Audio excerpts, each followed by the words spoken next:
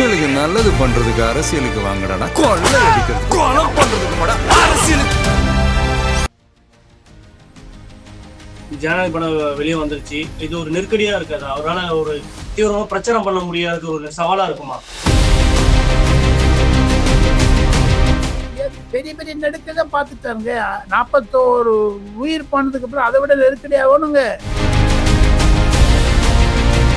அடுத்த 2 மாநிலத்துக்கு வராது, கேரளாவுக்கும் புதுச்சேரிக்கும். தமிழ்நாடு என்னங்க கொக்காங்க அவருக்கு? யாருங்க அவரு? காங்கிரசுடன் மதிமுக, விசிகே +2 கம்யூனிஸ்ட் கட்சியில் போயிடும் விஜயோட. எல்லாரும் இபிஎஸ் இல்ல விஜய், இபிஎஸ் இல்ல விஜய். ஸ்டாலின் 50 விட்டானோட நிலவரம் வந்து திமுக 3வது இடத்தில் தள்ளப்படும். ஏதி வச்சு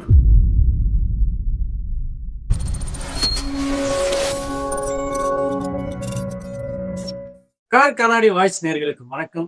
நம்மோடு இருப்பவர் மூத்த பத்திரிகையாளர் டெல்லி ராஜகோபால். வணக்கம் சார். நமஸ்காரம், நமஸ்காரம், வணக்கம் வணக்கம் வணக்கம்.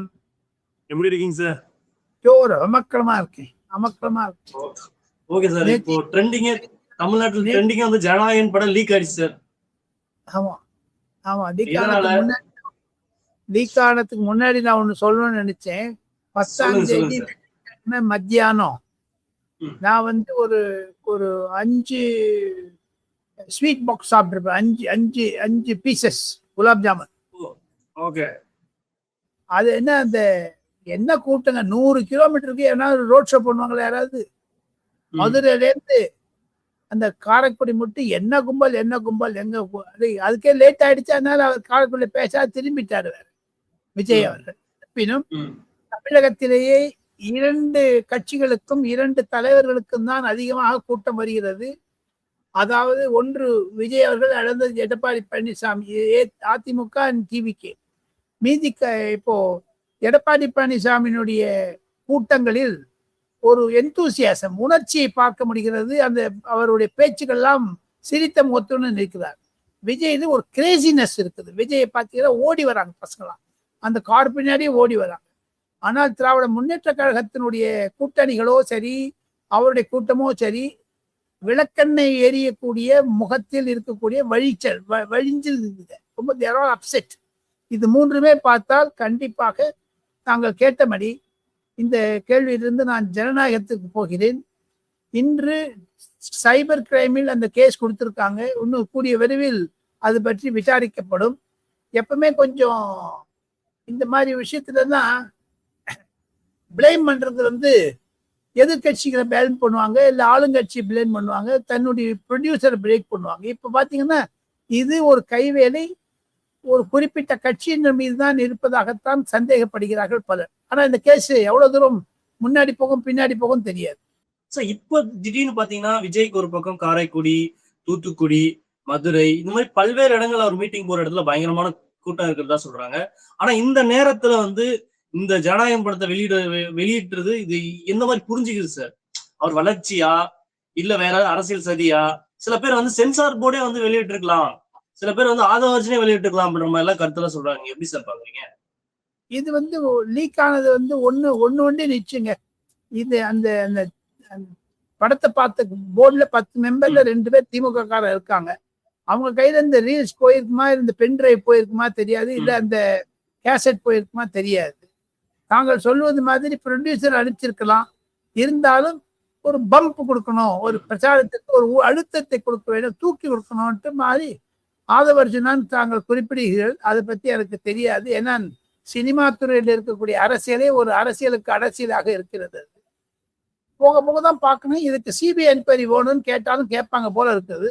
எப்படி கரூருக்கு சிபிஐ என்கொயரியுடைய சார்ஜ் ஷீட்லாம் தயாரிச்சு இன்னும் ஓரிரு நாட்கள் செய்யப்படுறாங்க. இந்த கேஸ் போயிடுச்சுன்னா அதுக்குள்ள எலெக்ஷன் முடிஞ்சிடும். ஆனா இதனால வரக்கூடிய தாக்கங்கள் ப்ரொடியூசருக்கு பணம் குறைஞ்சாலும் கலெக்ஷன் ஆகுமா ஆகாதா தெரியாது. அது வந்துட்டு அப்புறம் இந்த இன்ட்ரெஸ்ட் போயிடும். இதெல்லாம் தான் ஒரு அதுல சில வன்முறைகளை தூங்கி விடுவதாகவும் இஸ்லாமிய சமுதாயத்திற்கு எதிராக இருப்பதாகலாம் நான் கேள்விப்படுகிறேன். அதை கட் பண்ணிட்டாங்கன்னு கேள்விப்பட்டேன். பட் இந்த ஒரிஜினல் படத்தை என்ன இருக்குது இனிமேல் தான் பார்த்தா தெரியுங்க. அது வெளியில வந்தது இன்னும் டெல்லியில சில இடத்துக்குலாம் வந்திருக்குது, யூடியூப்ல வந்துட்டு, பட் எடுத்துட்டாங்க யூடியூப்ல இருந்து தான் கேள்விப்பட்டேன். இது விஜய்க்கு ஒரு அனதர் சவாலாக இருக்கிறது. என்ன ஜனநாயகன் 1, ஜனநாயகன் 2, கரூர் 1, அடுத்தது வந்து சங்கீதா. இதுல வந்து இது இன்னொரு பிரச்சனையை கொண்டு கொடுத்துட்டாங்க, அவ்வளவுதான். இது மேலும் விஜய்க்கு ஒரு நெருக்கடி ஏற்படுத்தாதா? ஏன்னா மன ரீதியா இந்த விஷயத்துல வந்து ஜனநாயக படம் வெளியே வந்துருச்சு, இது ஒரு நெருக்கடியா இருக்காது? அவரால் ஒரு தீவிரமா பிரச்சாரம் பண்ண முடியாத ஒரு சவாலா இருக்குமா? பெரிய பெரிய நெருக்கடி தான் பார்த்துட்டாங்க. 41 உயிர் போனதுக்கு அப்புறம் அதை விட நெருக்கடி ஆகணுங்க சார்ல்ஸ் டாய். 41 இது இந்த உயிர் இழந்த பிறகு, அதாவது துயரமான சம்பவம், அந்த நெருக்கடிக்கெல்லாம் வெளில சமாளிச்சுட்டு வந்தவர். இது ஒண்ணு ஏன்னா இது வந்து ஃபியூ 100 crores. இன்னொரு படத்தை நடிச்சாருன்னா அந்த படம் வந்துடும். அதை பத்தி ஒண்ணுமே கிடையாது. இருந்தாலும் ஒரு சேலஞ்ச் தாங்க. நெருக்கடின்னு நான் பார்க்கலைங்க. அதை வந்து கான்பிடென்டா இருங்கன்னு எல்லா கூட்டத்தையும் சொல்ற மாதிரி அவர் கான்பிடென்டா இருக்கிறதுனால தான் இது கான்பிடன்ஸ் வருது. எல்லாருக்கும், ஜனங்களுக்கு கான்பிடன்ஸ் வருது. சார், இது வெளியே வருதுல எதனா அரசியல் சூழ்ச்சி தான் இருக்குன்னு நினைக்கிறீங்களா நீங்க? ஜனநாயகம் படம் வெளியே வந்ததுல அரசியல் டால்ஸ்டாய் தேர்தல் சமயத்தில் அப்படி தும்மினா கூட அரசியலுங்க. இப்ப பாருங்க, ஒரு அரசியல் நான் ஒன்னே கேட்கிறேன். நீங்க அரசியல் என்று சொன்ன வந்ததால் ஜனநாயக படத்தில் ரிலீஸ் செய்ய வேண்டும் என்று சொன்ன ராகுல் காந்தி, எப்படி பாஜக தலையாக இருக்கிறது சொன்ன ராகுல் காந்தி தமிழ்நாட்டுக்கு வருவதில்லை. ஆனால் மறைமுகமாக விஜய் அவர்கள் பேசும் பொழுது அந்த ஒரிஜினல் காங்கிரஸ் எங்கிட்ட இருக்குது, பணம் வாங்குற டூப்ளிகேட் காங்கிரஸ் அங்க போயிடுச்சுன்னு சொன்னார். யார் பக்கம்? ஸ்டாலின் பக்கம். அது யாரை குறிப்பிடுறது? செல்வ பெருந்தகை குறிப்பிடுறது. ஒரிஜினல் காங்கிரஸ் யாரு? ராகுல் காந்தி. ஒரிஜினல் காங்கிரஸ் யாரு? மாணிக் தாக்கூர். ஒரிஜினல் காங்கிரஸ் யாரு? ஜோதிமணி. அந்த மாதிரி பிரவீன் சக்கரவர்த்தி. அதை தான் அவர் குறிப்பிடுறார். அந்த கான்பிடன்ஸ் இருக்கு பாருங்க. இந்த ஜனநாயக படத்துக்கெல்லாம் ஒன்றும் கம்பேர் பண்ணவே முடியாது. திஸ் அபோ ஜனநாயகன் படங்கள். விஜய்க்கு ஜனநாயகம் படத்து மூலமா அவர் அதிகமான கான்பிடென்ட் இது கன்ஃபியூஷனா இருப்பாரோ இல்ல மனக்குடைச்சலா இருப்பாங்களோ நான் நம்ப தயாரா இல்லைங்க. என்ன அவருடைய பேச்சில நான் பார்க்க முடியுது. ஒரிஜினல் காங்கிரஸ் என் பக்கம் இருக்கிறது எதை புரிஞ்சுக்குது சார்? நிறைய பேர் வந்து காங்கிரஸ்ல இருந்து இருக்காங்களா, இல்ல இங்க பேரளவுல வந்து திமுக கூட்டணியில் இருக்காங்களா, இல்ல அந்த கூட்டணி எலெக்ஷன் முடிஞ்சதுல என்ன சிக்கல் ஆகுமா? எப்படி புரிஞ்சுக்குது சார்? இன்னைக்கு இருக்கிற தேதியில ராகுல் காந்தி விஜயோட இருக்காங்க. அதனால அங்க வருது கிடையாது. தமிழ்நாடு வந்தாருனா கூட பாருங்க 10ஆம் தேதி வராருனாங்க. நேற்று நான் வெயிட் பண்ணி பார்த்தேன், வரவே இல்லை. அப்புறம் இன்னும் 19ஆம் தேதிங்கிறாங்க. ஏன்னா 21ஆம் தேதி தேர்தல் முடியுதுங்க. இது என்ன ராகுல் காந்தி தமிழ்நாடு ஒரு துச்சமா நினைக்கிறாரா இல்ல ஏளனம் பண்றாரா? அடுத்த 2 மாநிலத்துக்கு வராரு. கேரளாவுக்கும் புதுச்சேரிக்கும். தமிழ்நாடு என்னங்க கொக்காங்க அவருக்கு? யாருங்க அவரு என்றெல்லாம் கூட திமுக கேட்கிறாங்க. திமுக கோவம் என்னன்னு கேட்டீங்கன்னா விஜயோட போட போறாருன்னு தான், வேற ஒண்ணுமே கிடையாது. சிம்பிள். அதுல எல்லாருக்குமே கோவம் வரும். இருப்பினும் விஜய் ராகுல் காந்தியை பற்றி ஆதரவாக பேசினாலும், காங்கிரஸ் உண்மையான காங்கிரஸ்காரர் எங்கிட்ட இருக்கான்னு சொன்னாலும் அதுல ஒரு பெரிய சூட்சமா இருக்குதுங்க. அதுல பெரிய ஒரு ரகசியம் இருக்குங்க. டால்ஸ்டாய் என்ன ரகசியம் சார்? அது ரகசியத்தை நான் உடைக்கிறேன் பாருங்க. ரகசியத்தை உடைக்கிறேன் பாருங்க. காங்கிரஸ் ஒண்டி போகாது விஜயோட. ஏதி வச்சுங்க. விடுதலை சிறுத்தை கட்சிகளுடைய என்ன அது சிபிஐ, சிபிஎம், எம்டிஎம்கே அந்த மாதிரி போச்சுன்னு வச்சுங்க, என்னதான் நடக்கும் தெரியல. ராகுல் காந்தி மனதில் அவர் மனதில் ஒரு மாய பிம்பை வந்திருக்கிறதோ உண்மையா தெரியவில்லை. விஜய் முதலமைச்சர் ஆவார் என்ற எண்ணம் அவருக்கு வந்து விட்டது. அவர் எடப்பாடி பழனிசாமி, அமித்ஷாவும் கேர் பண்ணதில்லை. டிஎம்கே அப்படிங்கிறார். ஸோ இந்த விஜய் வந்ததுனால தாங்க அந்த விஜய் மனசுல அது வருதுங்க, உண்மையான காங்கிரஸோட நான் இருக்கேன்னு. ஸோ தேர்ஃபோர் ராகுல் காந்தி விஜய்க்கு நல்ல வாக்குவாதியும் வரும் என்று நினைக்கிறார்கள். குறிப்பாக புதுச்சேரியில் 90% வாக்கு வந்ததுடைய மெயின் காரணங்க ஈஸியா பார்க்க போனீங்கன்னா உங்களுக்கு ஒரு இம்ப்ரெஷன் வந்துடும். பெண் வாக்காளர்கள் அதிகமா இருக்கு. என் ரங்கசாமியுடைய கவர்மெண்ட் திருப்பி வருதுன்னு தெரிஞ்சிருந்தா கூட இந்த 90% பெண் வாக்காளருக்கு வந்து ஒரு பம்ப் இருக்குது பாருங்க. அது வந்து பிகாஸ் ஆஃப் விஜய். அந்த பம்ப் தமிழ்நாட்டில் இருக்குங்க. இப்ப தமிழ்நாட்டில் வந்து 65, 70 அது மேல 72க்கு மேல போய் அதனால போனது பர்சன்டேஜ் போனது கிடையாது. இந்த வாட்டி பாருங்க 85 போச்சுன்னா கண்டிப்பாக அது விஜயத்தினுடைய தாக்கம் தான் இருக்கும். அது ரிசல்ட் எப்படி வந்து யாருக்குன்னா தெரியாது. அதுதான் உண்மையான ரகசியம். காங்கிரசுடன் மதிமுக, விசிகே பிளஸ் 2 கம்யூனிஸ்ட் கட்சி போயிடும் விஜயோட. அப்ப என்ன ஆச்சுன்னு கேட்டீங்கன்னா, இப்ப வந்து ஏற்கனவே இந்த அரசாங்கம் முடியும் தருவாய் இருக்கிறது என்று ஆதவர்ஜினா சொல்ற முன்னாள் முதலமைச்சர், அதை நான் நம்ப தயாரா இல்லை. இருந்தாலும் திமுகவில் உள்ள இருக்கக்கூடிய கட்சி குழப்பங்கள் மு.க. ஸ்டாலின் அவர்களே கொஞ்சம் மனதில் குழம்பி இருக்கிறாரோ, கன்ஃபியூஸ்டா இருக்கிறாரோன்னு தெரியுதுங்க. அந்த கன்ஃபியூஷன் எதுக்கு தெரியுதுன்னா, விஜயனுடைய வளர்ச்சியை தவிர இந்த மாதிரி காங்கிரஸ் நம்மள விட்டுட்டு போயிடுவாங்களோன்ற ஒரு பயத்தை, கடைசியில பாத்தீங்கன்னா திருப்பதி மொட்டை மாதிரி திமுக மொட்டை அடிச்சுன்னு தான் இருக்கணுங்க. அதுக்கு முக்கிய காரணம் என்னன்னா, திராவிட முன்னேற்ற கழகத்தின் மீது ராகுல் காந்திக்கு நம்பிக்கை இல்லை என்பதை நான் இருமுறை இல்லை 3 முறை சொல்வதற்கு காரணம், அவர் பயணம் மேற்கொள்ளாது இருப்பது. ஸ்டார் ஸ்பீக்கர்ஸ் லிஸ்ட்ல போட்டாங்க பிரியங்கா காந்தி, மல்லிகார்ஜுன் கர்கே, ராகுல் காந்தின்னு. அவங்களாம் இப்ப தேடிட்டு இருக்காங்க, மிஸ்ஸிங், எங்க இருக்கான்னு தெரியல அவர். ஸோ ஆக மட்டும் நம்ம 2 புரியத்தினால கண்டிப்பாக இது வந்து திமுகவிற்கு மாபெரும் இழப்பை கொடுக்க இருக்கிறது. விஜயனுடைய ரைஸ் பிளஸ் விஜய் சொன்னதனுடைய காரணம், காங்கிரஸ் என்னோட இருக்கான்னு சொன்னதுக்கு காரணம், ஐ எம் தேசியவாதி எங்கத்தான் ரீஇன்ஃபோர்ஸ் பண்றாரு. விஜய் நோக்கி காங்கிரஸ் வந்துட்டு கட்டாயம் போகணுன்ற காரணம் என்ன சார்? ஏன்னா இவர் வந்து சந்திக்க வந்து மு.க. ஸ்டாலின் சந்திக்க விருப்பம் இல்லைன்னு சொல்லிட்டு போயிருக்காரு ராகுல் காந்தி. திரும்ப விஜய் நோக்கி இருக்கிறதுக்கு நோக்கம் என்ன, காரணம் என்ன? அவர் நல்லா ஆட்சி பண்ணுவாருன்னு ஒரு நம்பிக்கையா, இல்ல திமுக பண்ற ஆட்சி சரியில்லைன்றதா, இல்ல அடுத்த கட்ட ஃபியூச்சர் வந்து இனிமேல் தாவேக்கதான் அப்படின்ற மாதிரியா, எப்படி புரிஞ்சுக்கிறது? விஜய் கிட்ட ஒரு உதயநிதி கிடையாதுங்க, விஜய் கிட்ட கனிமொழி கிடையாதுங்க, விஜய் கிட்ட துரைமுருகன் கிடையாது, விஜய் கிட்ட யங்ஸ்டர்ஸ் நிறைய இருக்காங்க, பிலோ 35-30. அது ராகுல் காந்திக்கு அந்த ஜென்சின்னு நேபாளத்தில் நடந்த அப்புறம் அவர் இந்தியாவில் ஒரு பெரிய ஒரு கிளர்ச்சி பண்ணோம்லாம் பார்த்தா இது நடக்கல. இது நடுவுல இந்த மணிசங்கர் ஐயர், உத்தவ் தாக்கரே ஆளுங்கள்லாம் பேச ஆரம்பிச்சாங்க. சாம்னான்ற உத்தவ் தாக்கரேனுடைய சிவசேனாவுடைய பத்திரிகையில கட்டுரை எழுதினாங்க, மு.க. ஸ்டாலின் தான் அடுத்த சீஃப் மினிஸ்டர் ஆகிறத தவிர பிரைம் மினிஸ்டர் ஆகிறதுக்கு மெட்டீரியல் உண்டு, ராகுல் காந்தி இஸ் நோ வேர்னு மணிசங்கர் சென்னையிலே வந்து சொன்னார். இதுதான் ராகுல் காந்தி மனசு சுத்துதுங்க. அதை உடைப்பதற்காகத்தான் ரீஇன்ஃபோர்ஸ் பண்றதுக்கு தான் விஜயோடு இருக்காருங்க அவர். ஸோ ஆக வந்து ராகுல் காந்திக்கும் விஜய்க்கு இருக்கக்கூடிய ஒரு தொடர்பு செக்குலரிசம் பிளஸ் விஜயனுடைய ஓட்டு பேங்க் பிளஸ் காங்கிரஸ் எப்படியாவது வளர்க்கணும்.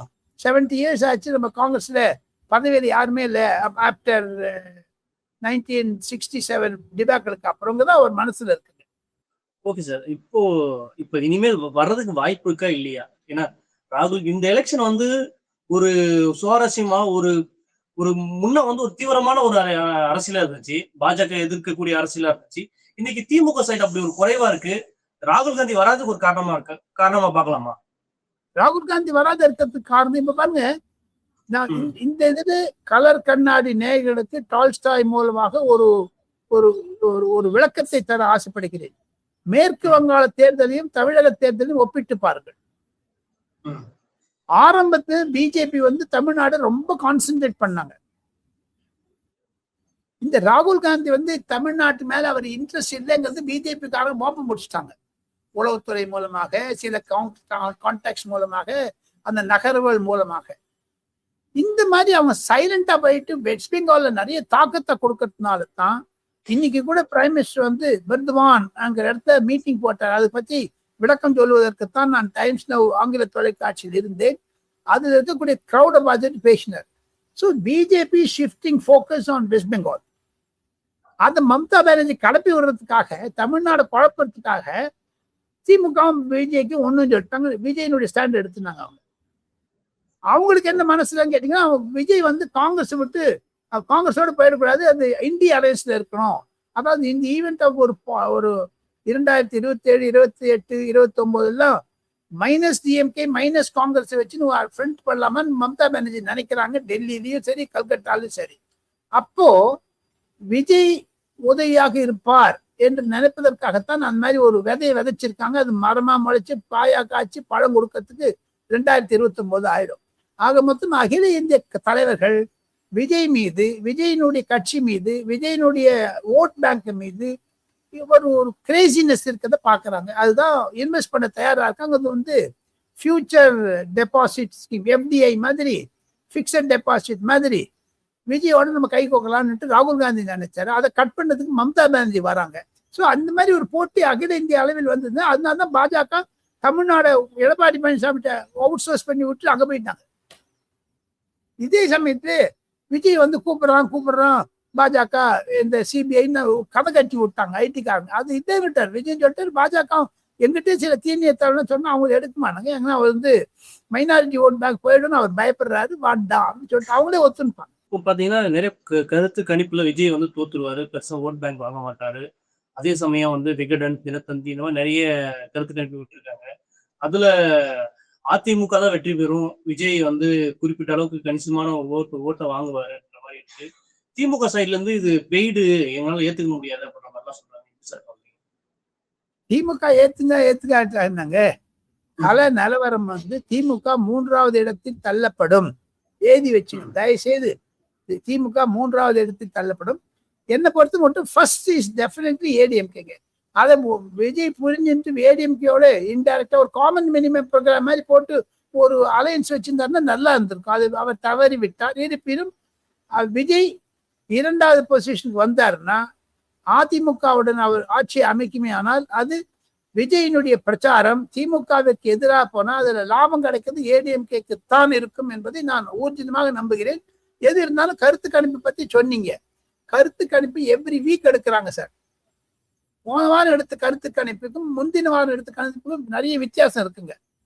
எப்படி நம்ம வந்து பிளட் ப்ரெஷரோ இசிஜியோ ஒரே மாதிரி இருக்கா, ஃப்ளக்சுவேஷன் இருந்துட்டே இருக்கும். அதே மாதிரி தான் இந்த தமிழ்நாடு அரசியல் களம். நேற்று அந்த காரைக்குடி மதுரை ரோட் ஷோ பார்த்துட்டு எத்தனையோ ஜேர்னலிஸ்ட் டெல்லியிலேருந்து போயிருக்காங்க. ஒரு 20 பேருக்கு வந்திருக்காங்க சென்னைக்கு. அந்த பக்கத்துல எல்லாரும் இபிஎஸ் இல்ல விஜய், இபிஎஸ் இல்ல விஜய். ஸ்டாலின் அம்போன்னு விட்டானோட மக்கள் என்னவா சொல்றாங்க சார்? இந்த மாதிரி மீட்டிங்கா இருக்கட்டும், இல்ல போற கூட்டங்கள்லாம் பார்த்துட்டு மக்கள் என்னவா பிரதிபலிக்கிறாங்க? ஒண்ணுங்க இதை வந்து விஜய் எங்க என்கேஷ் பண்றாங்கன்னு நான் சொல்றேன். மக்களுடைய மனதில் என்ன இருக்குங்கிறத நான் சொல்றேன். எனக்கு டெல்லியிலே நான் பார்க்கறதுனால ஒரு கழுகு பார்வை, ஈகிள்ஸ் ஐ, ட்ரோன் ஐ. தமிழகத்தில் இன்று ஐயா மு.க. ஸ்டாலின் முதலமைச்சர் வந்து டெல்டா ரீஜனுக்கு போனோடனே எல்லாரும் கேள்வி கேட்க ஆரம்பிச்சுட்டாங்க. விவசாயிகள்லாம் ரோடு மறைக்க ஆரம்பிச்சுட்டாங்க. போலீஸால கண்ட்ரோல் பண்ண முடியாது போயிடுச்சு. 8 மந்திரிங்க நான் கணக்கு போட்டு வச்சிருக்கேன். அந்த 8 பேர் நான் சரியான சமயத்தை சொல்றேன். அந்த வீடியோ எல்லாம் கலெக்ட் பண்ணிட்டு இருக்கேன். கனிமொழி உள்பட, கனிமொழி மந்திரி இல்லை, 8+1 எம்பி எல்லாம் பொதுமக்கள் கேள்வி கேட்க ஆரம்பிச்சிட்டாங்க டிஎம்கே. எனக்கு நீ பண்ணல, எனக்கு இது வேணும். காரணம் என்ன என்று கேட்டால் சோசியல் மீடியா. காரணம் என்ன என்று கேட்டால் விஜயனுடைய அழுத்தம். காரணம் என்ன என்று கேட்டால் எடப்பாடி பழனிசாமியுடைய பேச்சு. திமுக கொஞ்சம் வளர்ந்துருக்குதுங்க. அதுதான் ஒரு இண்டிகேஷன். பிளஸ் விஜயனுடைய பாசிட்டிவ் விட்னஸ்.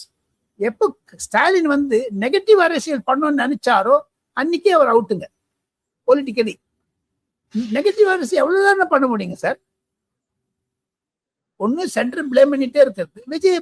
விஜய் பத்தி ஒரு வார்த்தை பேசுறது பயம், ஒரு வார்த்தை கிடையாது விஜய் பத்தி. அவனா இபிஎஸ், அவனா எடப்பாடி, நம்ம மோடி இல்ல அமித்ஷா. நல்லவேளை ஆர்.என். ரவி தப்பிச்சார். அந்த ஆர்.என். ரவியினுடைய ஒரு தர்ம சங்கடம் மம்தா பானர்ஜி தள்ள கட்டி விட்டார் நரேந்திர மோடி. இதுதாங்க, வேற ஒண்ணுமே இல்லை. இது நடுவுல இந்த எடப்பாடி பழனிசாமிக்கும் சரி, பாரதிய ஜனதா கட்சிக்கும் சரி, இந்த தேர்தலிலிருந்து ஒரு கற்றுக்கொள்ள வேண்டிய பாடம் பிஃபோர் எலெக்ஷன் ரிசல்ட்ஸ் நான் சொல்றேன் கேளுங்க. தேமுதிக செய்தது பச்சை துரோகம். இரண்டாவதாக பாட்டாளி மக்கள் கட்சி இரண்டானதற்கு காரணம் ஜி.கே. மணி என்று சொல்லி அவருடைய மகனுக்கு 5 கோடி ரூபாய் கொடுத்துட்டு சீட் வாங்கினான்னுட்டு காங்கிரஸ்ல சொன்னாங்க. கேசி வேணுகோபால் வந்தார்னுட்டு பொது வலைத்தளங்களை வருது. அதெல்லாம் பார்த்துட்டு இந்த 2 தாங்க டிஎம்கேக்கு நெகட்டிவா போகும். அந்த அலைசி அவன் மேல நம்பிக்கை இல்லைங்க. ஓகே சார், இப்படி ஒரு பக்கம் இல்ல தேர்தல் அதிகாரிகளா எப்படி நடந்துக்கிறாங்க? ஏன்னா ஒருதலை பட்சமாக நடந்துக்கிறதாவும் மு.க. ஸ்டாலின் வந்து குற்றச்சாட்டு செய்யறாரு. ஒருதலை பட்சமாக இருப்பில்லை. அவருக்கு வந்து மு.க. ஸ்டாலினுக்கு விஷயம் புரியுது. இருந்தாலும் அதை ஓப்பனா சொல்றதுக்கு அவர் விருப்பப்படவேன்னு நான் நினைக்கிறேன். காரணம் என்ன என்று கேட்டால், இது வரைக்கும் ஐஏஎஸ் ஐபிஎஸ் அதிகாரிகளிடையே குறைந்தது தமிழகத்தில் 300 ஐஏஎஸ் அதிகாரிகள், ஒரு 300 IPS officer, top to bottom, டிஜிபிலேருந்து எஸ்பி மட்டும், டிஎஸ்பி மட்டும் 300 ஐஏஎஸ் 300 ஐபிஎஸ் தோராயமா ரஃபா வச்சிருந்தீங்கன்னா கூட இந்த 600 பேர்ல 3-4 குரூப் இருக்குங்க. இப்ப 5வது குரூப் ஒன்று வந்துருச்சுங்க, டால்ஸ்டாய். முதல்ல ஏடிஎம்கே சிம்பத்தைசர்ஸ், டிஎம்கே சிம்பத்தைசர்ஸ் வந்தது முதல்ல. ஐயா ஸ்டாலின், அம்மையார் கருணாநிதி, ஜெயலலிதா இருந்த போதெல்லாம். அது போக போக மாறி திடீரென்று வடக்கு தெற்கு ஆயிடுச்சு. North Indian, south Indian officers ஆயிடுச்சு. இந்த ஆர்.என். ரவி வந்துட்டு அப்புறம் நார்த் இந்தியன் ஆபீஸ்ல அவர்கிட்ட கம்ப்ளைண்ட் பண்ண பார்த்தாங்க. இப்போ தமிழ்நாடு வர்சஸ் நார்த் இந்தியன் ஆச்சு. ADMK DMK, Tamil Nadu versus north Indians. அதுலயும் பிஆர்இ, உத்தரப்பிரதேஷ்காரங்க, ஒடிசாக்காரங்க சண்டை. ஸோ அதுல ஒரு சப் குரூப். ஆனால் இப்போ இந்த கரூர் சம்பவத்திற்கு பிறகு திராவிட முன்னேற்ற கழகம் ஆட்சி புரிந்து கொண்டிருந்த பொழுதும் கூட ஏடிஎம்கேனுடைய ரெப்ரசன்டேட்டிவ்ஸ் அதிகமா இருக்காங்க ஸ்டேட் கவர்மெண்ட்ல. அதனால்தான் நிறைய டாக்குமெண்ட்ஸ் தான் லீக் ஆகுது. பிளஸ் இது ஸ்டாலினுடைய அரசாங்கத்தை இதுக்கு டாப் மோஸ்ட் இருக்காங்க, ஒரு 7-8 பேர். அவங்கெல்லாம் ஒரு ஆனால் 2026 பொது தேர்தல் ஆரம்பித்த பிறகு, கரூர் சம்பவத்திற்கு பிறகு ஒரு 15 to 20% பியூரோக்ரஸியில விஜய் சப்போர்டர்ஸ் இருக்காங்க. ஐபிஎஸ் ஆகட்டும், ஐஏஎஸ் ஆகட்டும், நிலைமை பார்க்குறாங்க. நேத்தி அந்த காரைக்குடி எஸ்பி, நம்ம பேர் சொல்லக்கூடாது, எந்தெந்த ஊர்ல விஜய் போனாரோ அந்த எஸ்பி தான் பயப்படுறாங்கல்ல சார். நாளைக்கு சுப்ரீம் கோர்ட் எதாவது ஆயிடும், அவங்களுடைய சிஆர்ல ஏதாவது கான்ஃபிடென்ஷியல் ரிப்போர்ட்ல வந்துட போதேன்னு. அதன் காரணமாகத்தானோ என்னமோ கடந்த 4-5 நாட்களாக தேர்தல் கமிஷன் எல்லாரையும் ஃபுட்பால் விளையாட்டாங்க. எல்லா டிஎம்கே ஆளுங்களும் எடுத்துட்டாங்க பாரு. இதே ஒரு மு.க. ஸ்டாலினுக்கு அதிரடி. அதான் பயப்படுறாரு. மீதி எல்லா கட்சியும் வரவேற்கிறாங்க பாருங்க.